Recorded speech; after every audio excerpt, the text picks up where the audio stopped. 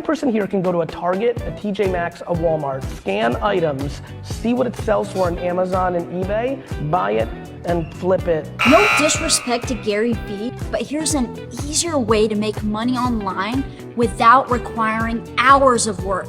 Instead of going to Target, Walmart, and all these places and spending hours looking for products to sell, all you have to do is go online and find products to sell. The best place I like to reverse engineer products so I could sell them on my own store via Shopify is Amazon. Again, disclaimer, I don't sell on Amazon. This is strictly for just reverse engineering and finding products that are hot and selling currently, so I could sell them on Google with my own online store. So what you want to do is go to Amazon, hit the bestseller or movers and shakers or most wished for, and look for unique products, not typical products like headphones, phone cases, anything that you can easily find at stores. Look for unique products that solve a problem and products that potentially have a $20 profit margin. Once you do that, you could start creating your online store via Shopify and then start running your Google shopping ads for huge returns. It's super important that you don't do retail arbitrage, because what are you doing? Selling other people's brand. You want to build your own brand that you could sell for millions of dollars later down the line.